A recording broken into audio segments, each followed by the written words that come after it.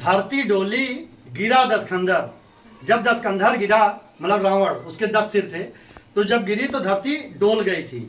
अब उसको मतलब जब युद्ध हुआ था तो लास्ट में जब उनके नाभि में बाण लगा तब रावण गिरा। गिरने के बाद अंतिम बेला में रामचंद्र जी ने लक्ष्मण से कहा कि आप जाकर के उससे कुछ मांग लीजिए कि अंतिम बेला में जो भी व्यक्ति कुछ बताएगा, जहां सीखने को मिलती वहां पर सीख ले लीजिए।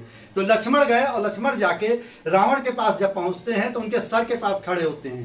तो रामचंद्र जी कहते हैं कि आप सर के पास अगर आप खड़े हैं तो आपको कुछ नहीं मिलेगा, आप पैरों के तरफ जाइए। तो पैरों की तरफ जाकर के कहा, अंतिम बेला में रावण से लक्ष्मण ने कहा कुछ मुझे सीख दे दीजिए।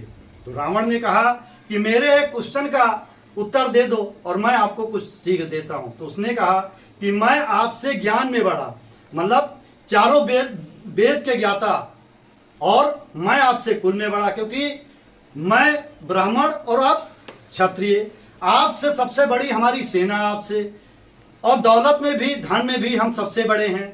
और आप जहां पर ये लड़ाई हुई वो भी हमारे जमीन पे हुई, हमारे नजदीक हुई है। तो अपने नजदीक तो कुत्ता भी शेर होता है, और वहां पर आप नंगे पैर आए, आप वहां से, और दोनों भाई और मुझे पराजित करके आप जा रहे हैं। तो मेरा इस क्वेश्चन का उत्तर दो। तो लक्ष्मण जी ने कहा, लक्ष्मण जी को पता नहीं था। तो रावण ने कहा मैं बताता हूं। कहता मैं था चरित्रहीन और आप थे चरित्रवान। अगर किसका चरित्र दुनिया में अगर गिर गया है तो दुनिया में कहीं उसका फल नहीं मिलने वाला है। वो थे, कहा आप हैं चरित्रवान, मेरे साथ मेरा भाई नहीं था और आपके साथ आपका भाई था।